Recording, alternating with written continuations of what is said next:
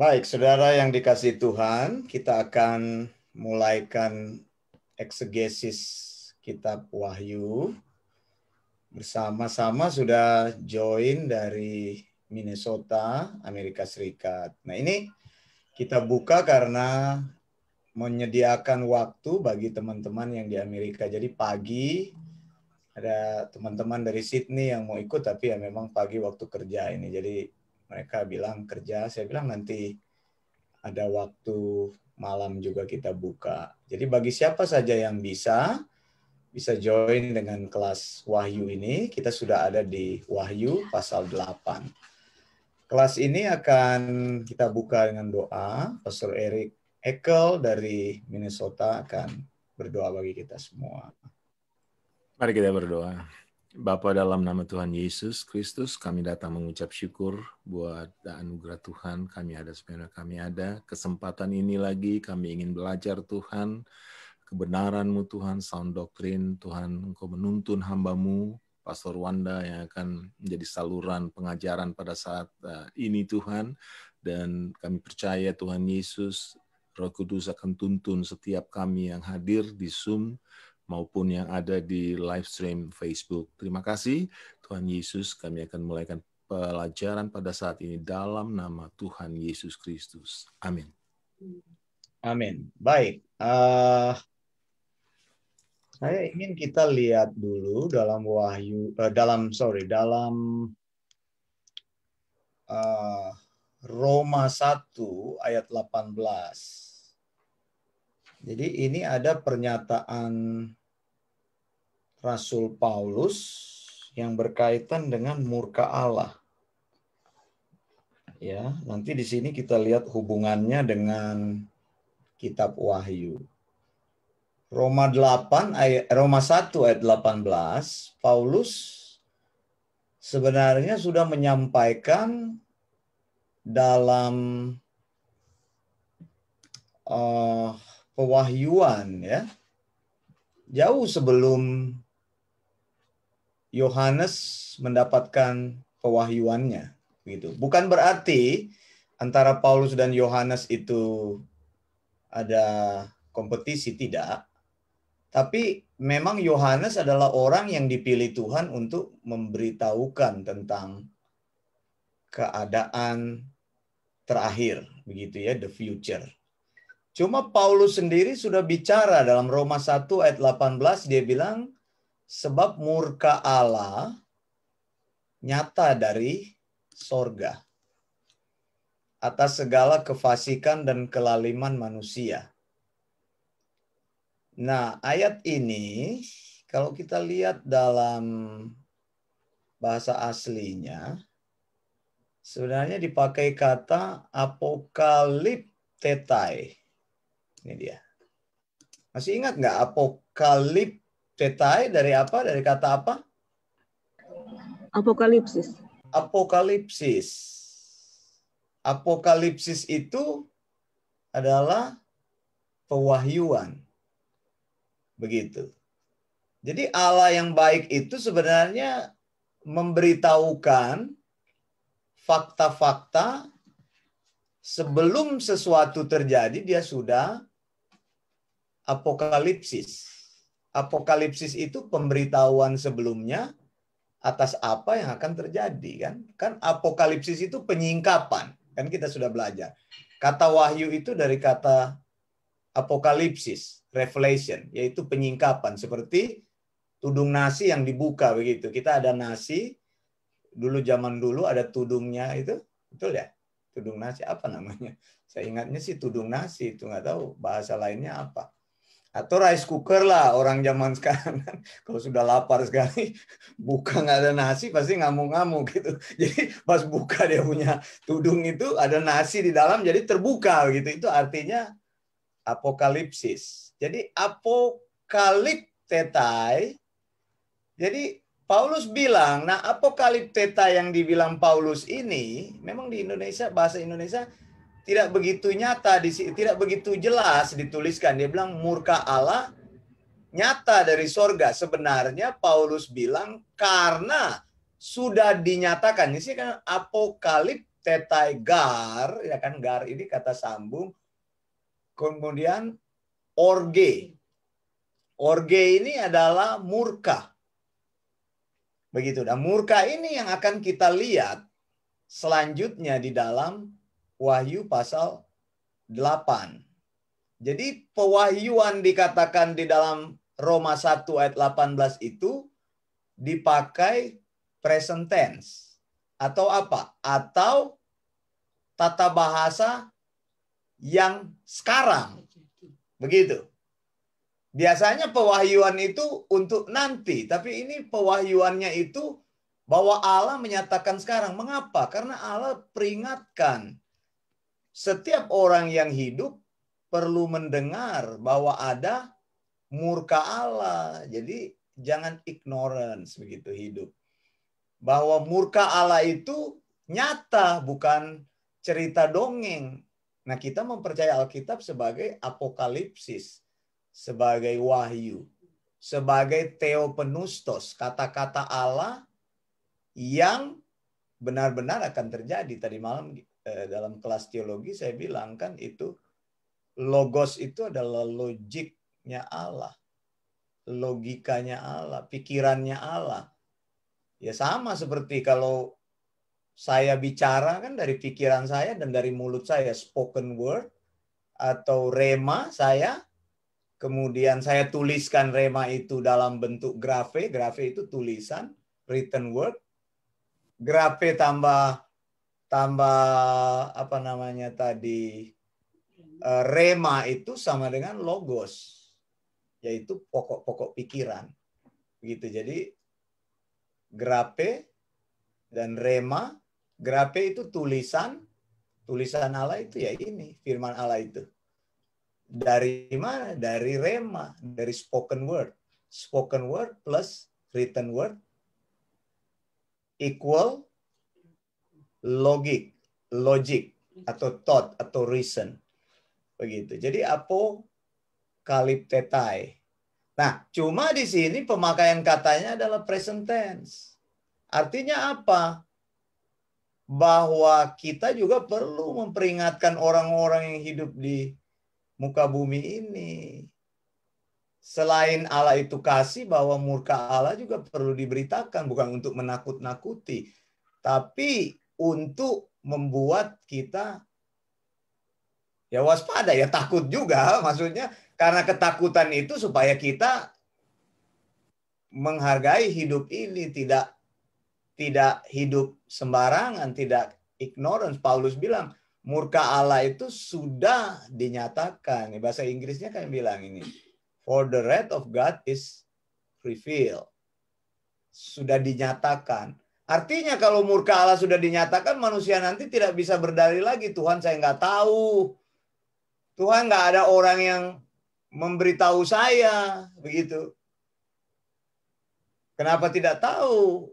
Karena firman Allah sudah dinyatakan. Kecuali Tuhan tidak mengirim pemberita Injilnya.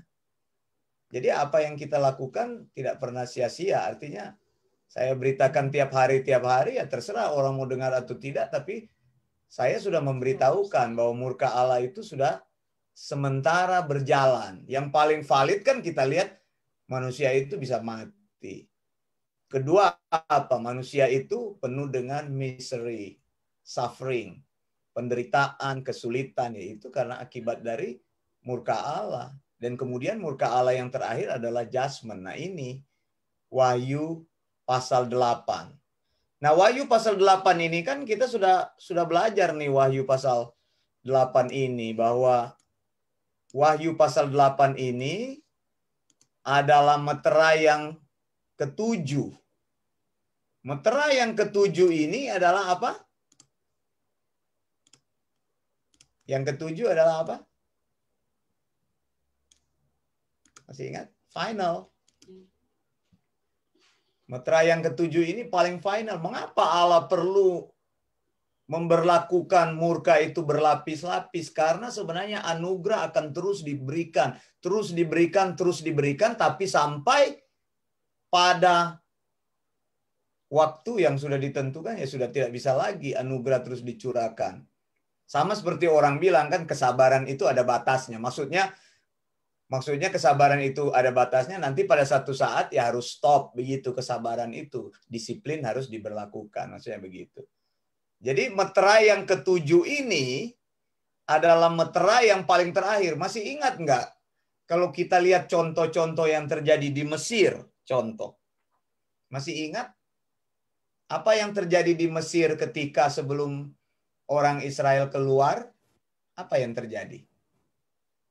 Sebelum orang Israel keluar, apa yang terjadi? Ini sebenarnya tula-tula kan ya.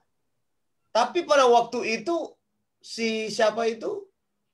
Firaun itu bebal dia itu. Tula pertama dia bilang, aku sudah mau percaya. Dia menghormati kata-katanya. Kemudian Tuhan berikan tula kedua. Dia bilang, oke lah, kalau kali ini saya menyerah. Tuhan itu luar biasa begitu. Artinya ya sudahlah, saya tunduk kepada Tuhan. Saya tidak berdaya.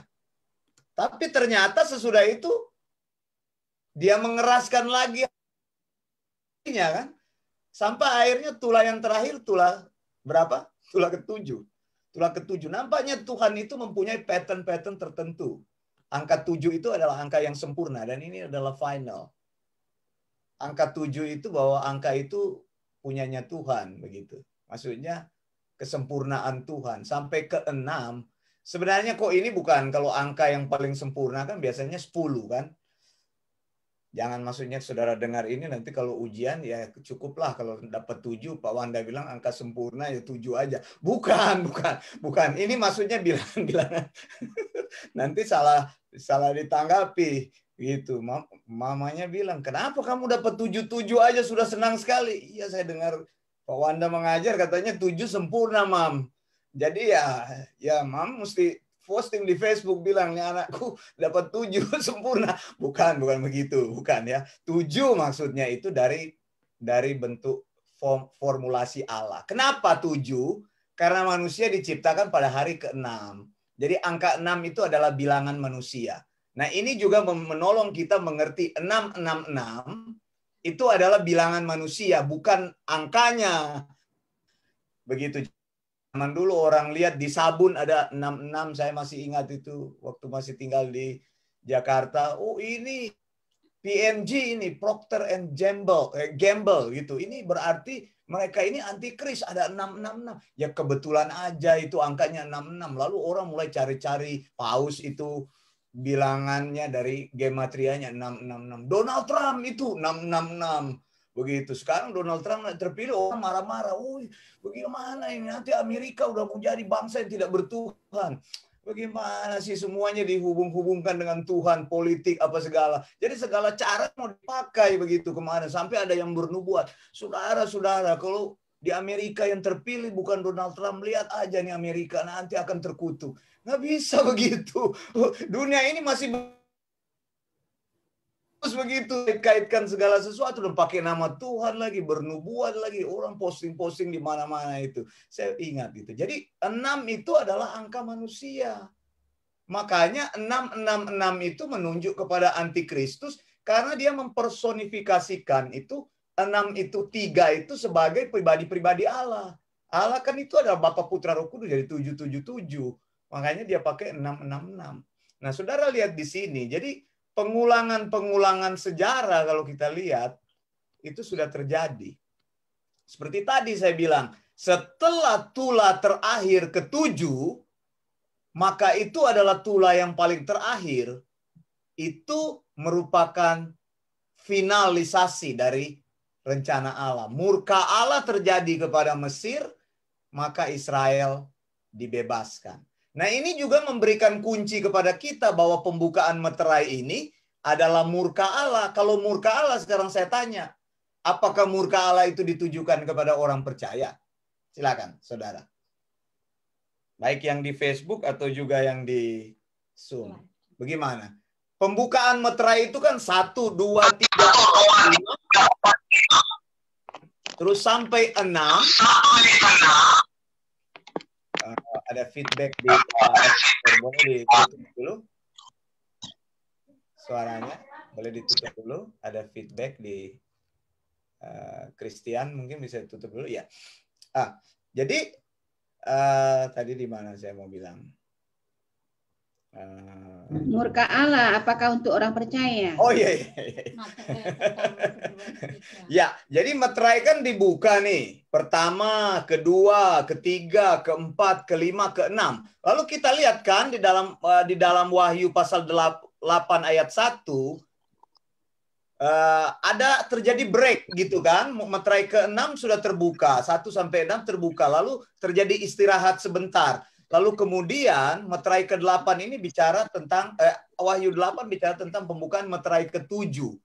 Begitu. Nah, saya bilang tadi murka Allah itu diberikan kepada orang-orang yang tidak percaya. Makanya saya tanya, apakah orang percaya akan mengalami murka Allah? Coba kita jawab. Tidak, Pastor. Tidak, kalau orang percaya memahami murka Allah, buat apa kita mempercayai Allah? Stop aja gitu. Kalau kita kena dengan murka Allah, coba lihat di dalam Roma lagi, kembali lagi. Roma 1 tadi bilang apa? For the wrath of God is revealed from heaven against ungodliness. Sampai sini bisa jelas? Ungodliness and unrighteousness. Jadi murka Allah ini berhubungan dengan dua hal ini. Ungodliness itu apa? Ungodliness. Ungodliness itu kesalehan-kesalehan yang dipercaya manusia sebagai bentuk kesalehan yang cukup untuk manusia. Jadi ini fasik ini sebenarnya. Bicara tentang kefasikan. Jadi manusia berpikir dia sudah saleh, tapi saleh dari manusia itu berbeda dengan kesalehan Allah. Makanya dipakai kata ungodliness. Kefasikan justru. Lalu kalau ini ungodliness ini apa kalau ungodliness ini? Contoh. Itu orang menyembah Allah yang lain. Politeisme itu. Terus apa? Menyembah Allah yang mereka pikir benar tapi sesungguhnya bukan benar. Begitu. Jadi ini nih. Jadi Allah akan satu kali akan melepaskan murkanya. Kemudian unrighteousness. Unrighteousness apa kalau unrighteousness? Coba kita bahas dua ini. Unrighteousness itu apa? Silakan yang ingin berkomentar dibuka mikrofonnya. Tadi ungodliness sudah saya bilang, itu ungodliness itu orang-orang yang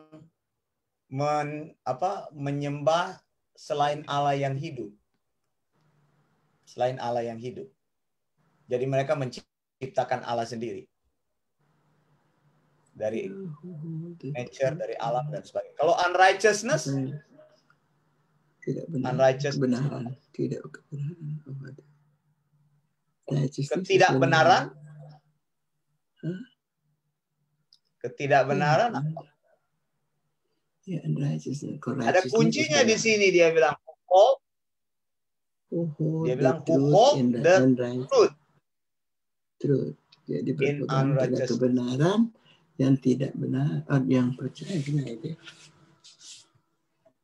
Who hold the truth. Percaya sesuatu yang bukan kebenaran. Betul nggak? Iya. Lihat, mereka menganggap yang bukan kebenaran itu truth, kebenaran. Iya. Jadi di sini ada dua kata yang dipisahkan. Siapa pegang kebenaran in unrighteousness. Betul sekali. Jadi ungodliness tadi mendirikan penyembahan di luar Allah yang benar. Kalau unrighteousness adalah apa? Mendirikan kebenaran di luar kebenaran itu sendiri. Iya. Di luar kebenaran tidak benar. Makanya penting bagi kita untuk menyampaikan kebenaran. Begitu ya? Betul ya? Jadi penting bagi kita untuk memberitakan sound doktrin. Karena banyak orang percaya kepada ini, righteousness, dan mereka di luar sudah nyaman dengan ada kebenaran. Betul. Jadi mereka pegang kebenaran itu tapi bukan di dalam kebenaran. Jadi kebenaran yang dibangun sendiri. Itu. Nah, ini kembali lagi kepada Wahyu 8. Jadi Wahyu 8 ini dikatakan meterai ketujuh ini adalah pencurahan murka Allah yang terakhir. Nah, yang terakhirnya bagaimana? Yang terakhirnya saya ulangi lagi ini. Grafiknya ini. Ini kan meterai. Meterai itu kan ada 7, lihat. Dibuka 1, 2, 3, 4, 5, 6. Stop. Ini finalnya ini. Lihat. Sebenarnya di dalam pencurahan pertama, kedua, ketiga, keempat, kelima, keenam, Tuhan mengharapkan orang-orang ini sadar gitu pada waktu pencurahan pembukaan meterai pertama terjadi murka Allah, seharusnya mereka berbalik. Tapi tidak mau. Kemudian seal yang kedua dibuka. Tidak mau juga. Seal ketiga dibuka. Tidak mau juga. Seal keempat dibuka. Tidak mau juga. Kelima dibuka. Keenam dibuka. Sampai pada seal yang ketujuh. Seal yang ketujuh itu terdiri dari apa? Sekali lagi. Terdiri dari 7 trompet. Atau sangkakala. Oke. 1, 2, 3, 4, 5, 6. Sangkakala ketujuh dibagi terakhir cawan murka Allah. 1, 2, 3, 4, 5, 6, 7. Jadi lihat pola bagaimana Allah memberikan hukuman. Sampai ke-7. Sampai ke-7. Sampai ke-7. Nah, ini sudah terakhir ini. Cawan murka ini sudah terakhir. Tapi kalau kita lihat berjenjang-berjenjang begini, berarti Tuhan masih memberikan kesempatan sebenarnya kepada manusia. Nah, sekarang di sini, balik lagi kita lihat di 8 tadi. Ada kata yang penting di sini. Ya. Ayat 2 bilang, lalu aku melihat 7 malaikat. Lihat ya, yang terakhir ini adalah 7 malaikat. Ini 7 malaikat ini sudah kan saya sudah jelaskan bahwa 7 malaikat ini adalah malaikat yang khusus, rankingnya ini berbeda. Mereka ini adalah malaikat-malaikat yang berdiri di hadapan Allah. Jadi mereka ini mampu melayani di tahta Allah sendiri. Maksud saya apa? Tidak sembarang orang itu akan ada di tahta Allah. Begitu. Jadi tahta Allah itu adalah tempat yang kudus itu, khusus. Hanya bisa dimasuki oleh orang makhluk-makhluk atau entitas yang Tuhan izinkan. Begitu. Jadi kita juga nanti di surga kita nggak akan bisa melihat muka Allah. Saya percaya. Begitu. Saya percaya kita tidak akan bisa melihat muka Allah. Maksudnya Bapa. Muka Bapa. Iya, itu yang saya maksudkan itu Bapa. Jadi terlalu suci, terlalu kudus. Ke-7 malaikat ini adalah malaikat-malaikat yang khusus. Kepada mereka diberikan 7 sangkakala. 7 sangkakala. Kemudian ayat 3 kan bilang, datanglah seorang malaikat lain, ia pergi berdiri di dekat mezbah dengan sebuah pedupaan emas. Dan kepadanya diberikan banyak kemenyan untuk dipersembahkan bersama-sama dengan doa orang kudus. Nah ini bagaimana caranya kita menafsirkan? Doa orang kudus. Apa maksudnya? Doa orang kudus. Apa maksudnya doa orang kudus? Ini banyak salah menafsirkan ini sehingga mereka berpikir kita sekarang ini kan sudah ada di pembukaan meterai. Tadi saya bilang pembukaan meterai itu adalah pencurahan murka Allah. Nah, kalau Allah mencurahkan murka sementara kita masih ada di dunia ini, berarti bagaimana? Apakah betul pencurahan murka itu kita masih ada di dunia ini? Bagaimana menurut saudara? Tidak. Tidak kan? Seharusnya gereja sudah tidak ada lagi.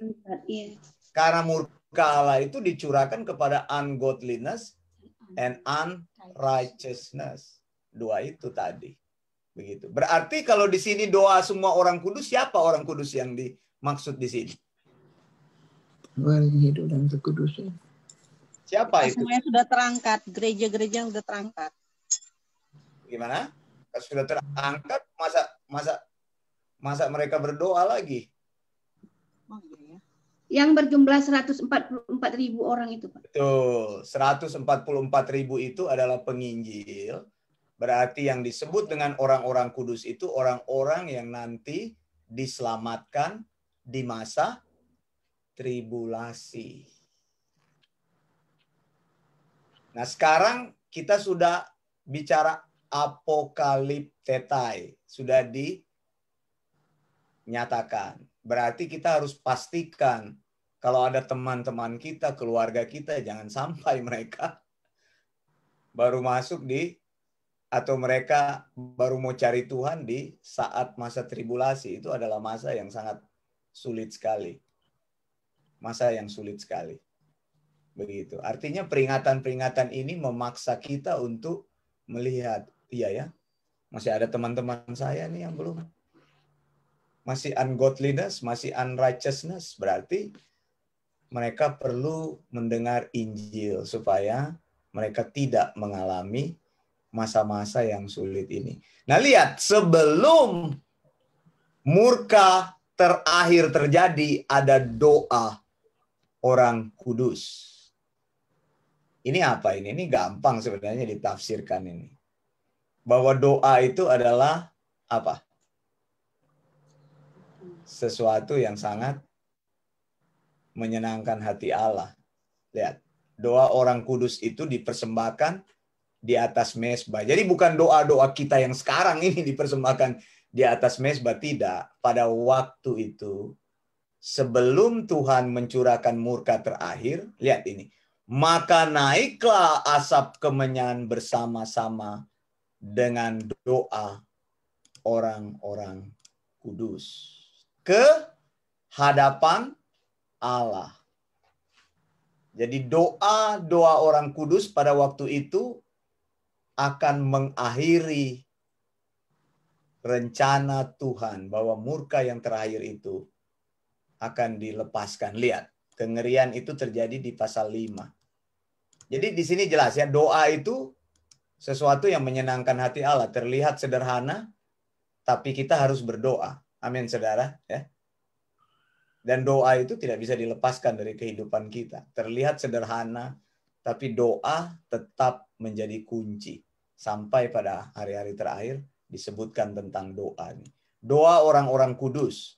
Berarti orang-orang yang saat itu masih mempunyai kesempatan untuk diselamatkan. Tapi ini sudah tidak disebut gereja. Ya, jelas ya sampai sini ya. Disebut orang-orang kudus. Lalu sesudah orang-orang kudus berdoa dan doa mereka naik ke hadapan Allah sebagai dupa, sebagai satu, apa itu dupa? Dupa itu memang wangi sih ya kalau bakar dupa ya. Dupa kemenyan. Iya betul. Dupa itu alat-alat di dalam ibadah sih itu dupa itu. Iya, dia suka taruh kemenyan gitu kan. Kalau dibakar itu dia wangi sekali ya. Wangi sekali itu kalau dibakar. Kalau biasanya di gereja Katolik itu. Iya betul. Gereja Katolik masih menggunakan itu yang di begini-begini, terus asapnya. Gitu goyang-goyang itu asapnya. Di altar. Saya itu waktu di sekolah tuh goyang-goyang itu, digoyang-goyang, terus disuruh kamu pukul ya itu kentongan. Tong, habis pastor ngomong saya pukul tong begitu ya, saya diajak-ajak aja ya saya ikut ya. Kan waktu itu masih sekolah gitu, jadi itu di gini-giniin kan itu, jadi dia keluar asapnya itu memang wangi sekali, berbau wangi itu dupa itu, dan dikatakan oh ya asap kemenyan dibilang di sini. Dupa itu berisi kemenyan, asapnya itu bergabung bersama doa orang kudus. Ini konsep ibadah perjanjian lama ini, membakar sesuatu begitu lalu naik. Jadi kita percaya doa-doa kita itu seperti itulah. Ini contoh saja. Doa kita akan naik di hadapan Allah seperti itu. Seberapapun kita berdoa, lama atau sedikit, panjang atau pendek, tapi tetap penting dan itu menyenangkan Allah katanya. sama seperti dupa yang dibakar. Lalu malaikat itu dibilang mengambil pedupaan itu, mengisi dengan api. Nah, saudara, lihat, murka itu datangnya dari sorga ke bumi. Jadi sudah tidak ada lagi gereja di bumi ini. Berbahagialah kita yang menjadi gereja. Lihat, apinya diambil kemudian dilemparkan ke bumi. Jadi sudah ada perintah dari Tuhan, waktunya sudah jalan katanya. Ayo, selesaikan. Setelah orang percaya berdoa, maka lihat kengerian itu terjadi. Meledaklah bunyi guru, halilintar, dan gempa bumi. Ini awal-awal daripada murka Allah saat meterai ketujuh. Tuhan masih pakai ini, hail ini sebenarnya ini, kata yang tepat ini. Kemudian ada lightning, halilintar. Kemudian ada earthquake, gempa bumi. Jadi di bumi pada waktu itu terjadi kengerian. Kemudian sesudah suara-suara yang mengerikan itu, tapi sekarang belum ngeri kan, kalau kita lihat kalau ada gempa bumi masih lokal-lokal ya. Masih lokal kan. Guru, ya di Australia kadang-kadang summer juga ada hail juga, summer. Musim panas begini di belahan wilayah lain itu tiba-tiba turun hail. Hail itu apa namanya? Es. Apa namanya kalau di Hujan es. Hujan es, iya hujan es. Lalu di tempat lain juga di Australia bisa turun salju. Bukan snow tapi kayak es, kayak bola-bola. Es bola, Bola betul. golf, bola golf. Kadang sampai segini, Pastor. Iya, iya. Iya, Kalau kena bisa mati pingpong, kalau kena itu loh. kepala. Iya. Nah, kita di Australia itu jarang kita punya mobil dimasukin di garasi. Kebanyakan garasi itu cuma buat barang. Jadi mobil di luar. Nah, itu hancur itu mobil-mobil. Saya sudah lihat itu kacanya itu hancur. Besar, bukan hanya segede bola tenis, lebih besar dari bola tenis, batu-batu yang besar begitu. Orang ketakutan.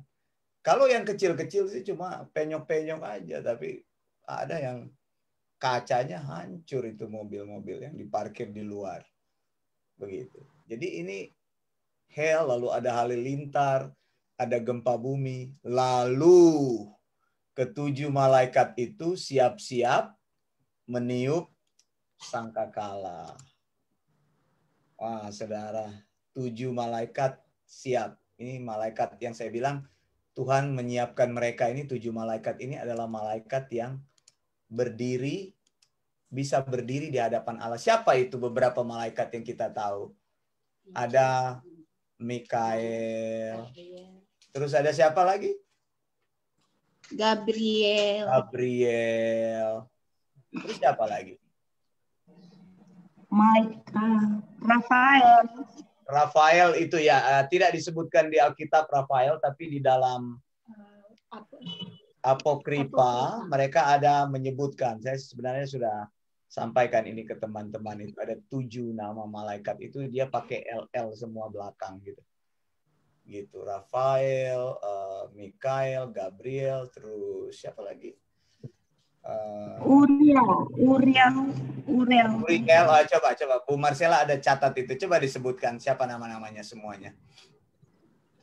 Uriel, Rafael, Rubiel, ya. Michael, Sarakael, Gabriel, Remiel. Nah itu 7 itu. Saudara tanya, kok bisa? Itu nggak ada di dalam Alkitab itu. Nanti lihat di dalam Apokripa itu. Di dalam Apokripa, di kitab Tobit kalau nggak salah itu ada itu disebutkan. Itu. Ketujuh malaikat ini malaikat yang khusus. Yang datang kepada orang-orang khusus. Kalau di Alkitab itu seperti Mikael itu kalau nggak salah datang kepada siapa itu Mikael? Daniel. Betul ya? Kemudian Gabriel itu datang kepada Maria, datang kepada siapa lagi? Yohanes. Bukan Yohanes, papanya Yohanes siapa? Itu Sakaria dan Elizabeth. Itu. Jadi mereka ini adalah malaikat yang bisa berdiri di hadapan Allah. Begitu saudara ya, di hadapan Bapa maksudnya. Kalau saya ngomong Allah itu berarti Bapa maksud saya. Jadi saya perlu clearkan. Kalau saya ngomong Yesus ya Yesus, ngomong Roh Kudus, Roh Kudus. Tapi kalau ngomong Allah itu berarti Bapa. Ini mereka ini adalah malaikat yang boleh berdiri di hadapan Allah Bapa. Memegang ketujuh sangkakala. Sangkakala ini sudah tahu ya, sangkakala ini ya. Tanduk daripada horn itu.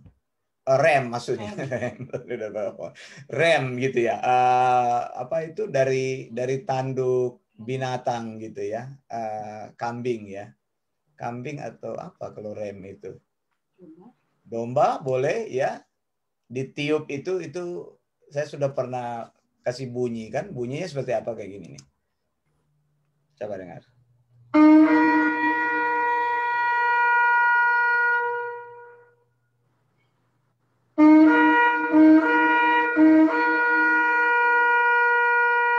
Pola kedua itu.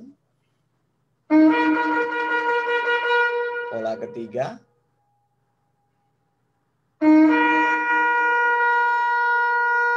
Apa sih bunyinya?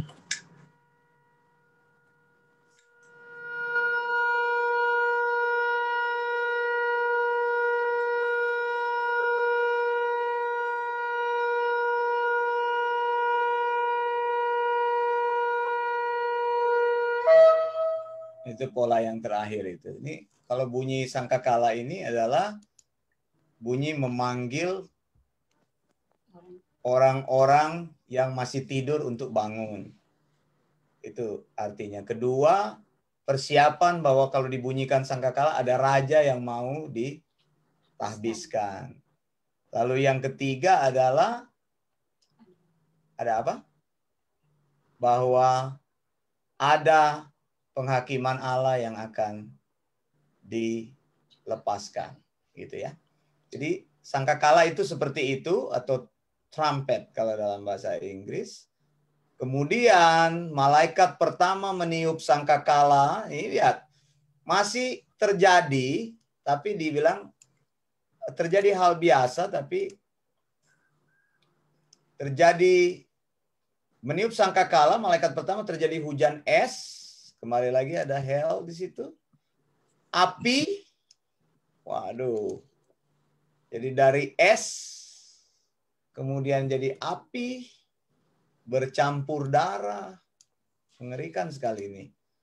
Dan semuanya itu dilemparkan ke bumi. Maka sepertiga bumi itu terbakar. Hanguslah rumput-rumputan hijau. Kita belum melihat hal ini.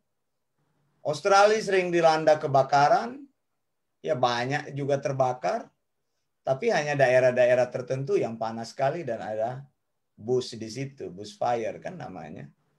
Begitu. Dan kalau terbakar, itu terbakar sampai rumah-rumah terbakar, bukan cuma pohon-pohon, hutannya. Dan saya juga sudah mendengar secara langsung orang-orang yang saya kenal begitu. Dia bangun rumah yang bagus sekali di ketinggian begitu. Supaya dia bisa look out, dia bisa lihat pemandangan yang bagus. Dia sudah spend banyak uang di situ. Sebagai rumah istirahat dia di waktu tua. Pada waktu api datang yang tidak bisa menyelamatkan diri lagi. Nggak ada sisanya dia bilang. Nggak ada sisa. Nggak ada sisa. Kaca sampai melted, katanya dia bilang. Saking panasnya itu apinya itu. Apinya itu tahu nggak dari mana? Bukan dari orang bakar, saudara. Titik api yang turun karena saking panasnya. Saya juga belum mengerti itu dulu sebelum tinggal di sini. Kok bisa ya? Kalau dulu kita bikin titik api itu pakai kaca pembesar kan? Kita kaca pembesar, kita taruh di matahari. Matahari masuk di kaca pembesar, fokusnya kita rubah, kertas di bawah itu bisa terbakar, bolong gitu, serut, langsung api nyala. Tapi ini memang titik api yang dari langit, saudara. Jangan pikir kebakaran itu ada manusia yang ciptakan karena arsenik itu lempar minyak tanah dan sebagainya. Bukan terjadi. Nah, ini sebenarnya contoh-contoh yang nanti akan terjadi seperti itu.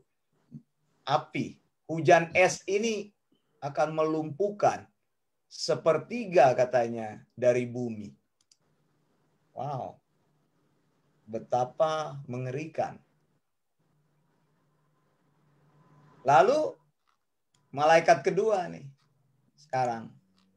Malaikat pertama itu sudah selesai. Malaikat kedua meniup sangkakala dan dia bilang seperti gunung yang besar menyala-nyala oleh api. Anda bayangkan gunung yang besar itu jadi dari langit itu seperti meteor jatuh.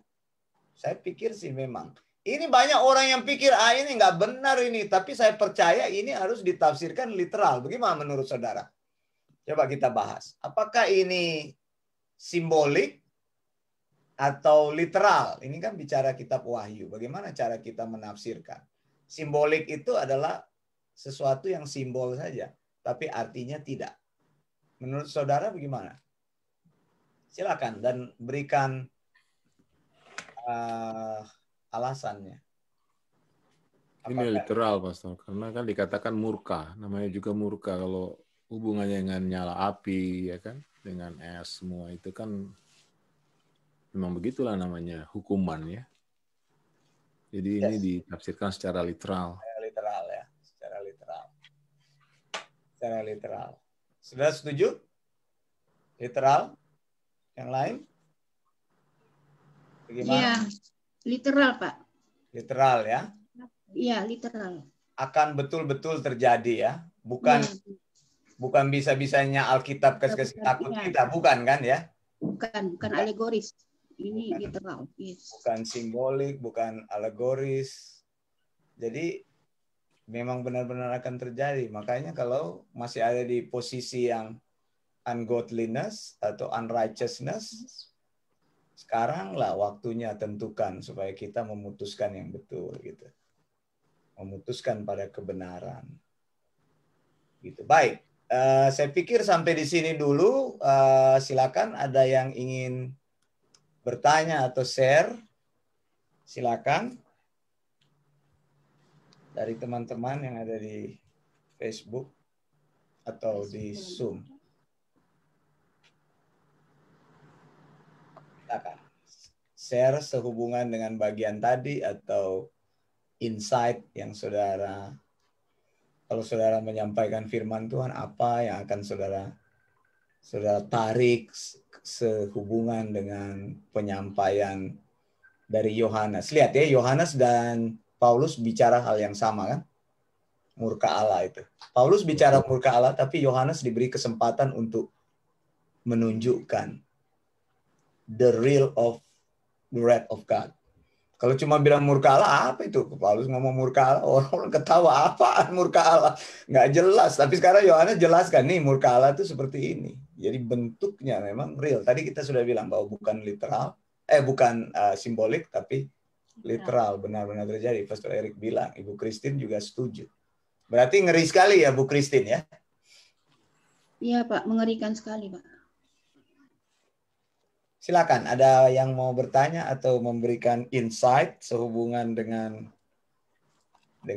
pelajaran ini sebelum kita akan tutup. Pastor Michael? Ya, silakan Pastor Erik. Ya, menurut saya sih seperti perjanjian Yesus itu ya, yang berkata bahwa gereja Tuhan itu akan dihalaukan dari Allah maut tidak akan menguasai gitu kan. Amin, betul. Ya, jadi kita harus memutuskan saat ini bahwa hanya di dalam Yesus itu ada keselamatan, dan kita ada dalam pemerotekannya yang seperti Ibu Erna pernah sampaikan di dalam firman Tuhan pagi ya, bahwa Yesuslah kapten itu yang akan membawa kita ke dalam keselamatan itu yang tidak akan gagal. Jadi kalau demikian bahwa murka itu tidaklah menjadi bagian kita gitu loh. Jadi tidak menjadi bagian kita orang-orang yang percaya, yang terima Yesus sebagai Tuhan dan Juru Selamat. Inilah kesempatan bagi kita untuk memutuskan sehingga murka itu tidak akan menimpa kita. Puji Tuhan. Berarti belum terjadi, Pastor, ini pembukaan meterai ya? Belum terjadi. Belum ya. Tapi ada gereja-gereja yang ngajarin udah terjadi. Udah di meterai keempat katanya karena COVID. Oh, Pastor Manuel udah baca ya bukunya ya? Enggak, ada juga yang lain-lain. Ada yang lain. Maksudnya, ya. Iya, saya tahu. Saya udah baca bukunya, betul. Saya udah baca bukunya. Bagaimana menyikapinya itu, pengajaran itu? Ini menakutkan. Iya, jadi pengajaran itu kan dikatakan meterai pertama itu justru dikatakan Roh Kudus gitu. Jadi bukan murka ya ini. Justru meterai pertama yang dibuka itu Roh Kudus. Karena Roh Kudus yang dibuka itu, maka meterai kedua itu, ketiga, keempat sudah terjadi sampai sekarang gitu loh. Berjalan terus. Sementara yang kita pelajari ini bahwa sebelum meterai terjadi dibuka itu, gereja Tuhan sudah terangkat kan? Angkat. Karena tidak akan menimpa gereja Tuhan orang-orang percaya gitu. Kayaknya perbedaannya yang paling itu tuh dari situ tuh mulainya. Karena mereka memulainya dari Roh Kudus gitu. Kuda putih itu dibilang Roh Kudus. Ya. Kalau kita kena murka, buat apa kita ikut Tuhan ini? Sama aja berarti. Nggak ada plusnya ini. Dan buat apa Tuhan kasih murka kepada orang percaya? Terus gimana janji Tuhan? Kayaknya kok banyak yang tidak harmonis. Betul sih. Karena hanya orang yang percaya. Tuhan hanya bilang siapa yang percaya tidak akan binasa gitu. Jadi kalau kita percaya dan terima Yesus sebagai Tuhan dan Juru Selamat, kita tidak akan binasa ya. Jadi maksudnya nanti binasa kalau di atas nggak binasa, harus selama di dunia ini kali ya. Apakah itu sangkut dengan itu antikris? Maksudnya bagaimana? Antikris lebih dulu terjadi, sesudah itu baru ini sangkakala berbunyi itu. Gimana nih antikris? Antikris kan ada di antara, betul sekali. Di salah satu meterai itu, betul, sebelumnya dia sudah keluar. Kan 7 tahun masa kesengsaraan dibagi 2. 3,5 tahun pertama, 3,5 tahun kedua. Di tengah-tengahnya antikris in the middle datang. Begitu. Jadi ini sangkakala yang terakhir ini sedang menutup segala sesuatu gitu. Gitu. Memang sudah. Cuman tadi saya nggak ngerti pernyataan Tante Meti, maksudnya binasa di bumi bagaimana tadi? Binasa di bumi bagaimana? Binasa di bumi. Nanti Dan itu sepertiga manusia di bumi yang hilang itu bagaimana?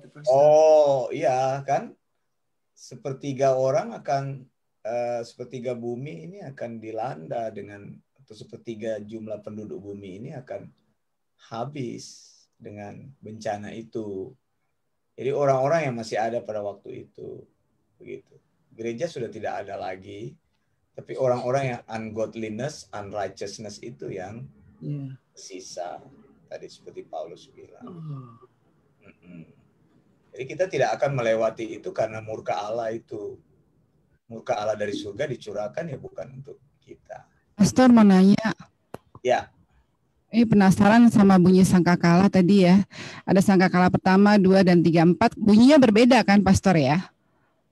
Bunyinya sangkakala terus terang saya nggak tahu itu bunyinya akan seperti apa. Oh oke. Makanya tadi penasaran. Saya cuma tunjukkan tadi itu adalah bunyi sangkakala yang biasanya dibunyikan pada Yom Kippur. Bunyinya seperti itu. Tapi pada waktu nanti bunyi sangkakala itu, apakah bunyinya akan mengikuti urutan itu? Bisa iya, bisa tidak. Oh iya, oke. Terima kasih Pastor. Terima kasih Bu Dika. Pastor Michael ada insight? Silakan sebelum kita tutup. Tadi Pastor nggak terangkan itu doa orang kudus. Oh, sorry. Tadi Erik ada singgung mengenai apa itu orang percaya tidak akan masuk dalam itu toh tribulation itu kan. Jadi sudah disingkirkan toh. Lalu tadi Erik bilang juga mengenai apa yang orang yang percaya. Nah, kan ada di ayat firman dia bilang siapa yang percaya dalam hatinya bahwa Yesus adalah Tuhan dan mengaku dengan lidah maka akan diselamatkan kan. Tapi ada banyak mungkin orang yang berpikiran cuma sampai begitu aja gitu. Makanya orang nggak mau berusaha gitu nih dalam hidup karena orang cuma sampai berpikir kita so percaya dalam hati Yesus Tuhan, kita so mengaku sudah so pasti selamat itu. Bagaimana itu, Pastor? Mungkin bisa sekarang kita punya usaha untuk terus-menerus berteriak setiap hari kan. Pastor Michael sudah sampaikan, Pastor Erik sudah sampaikan. Ya nggak apa-apa lah kita dihina-hina karena menyampaikan sound doctrine demi kita mau membawa orang lain bisa membawa perubahan dalam hidup mereka. Itu jadi tanggung jawabnya seperti itu. Karena banyak yang belum tahu sih, ignorance juga. Cuma berhenti, ya don't care, cuma berhenti.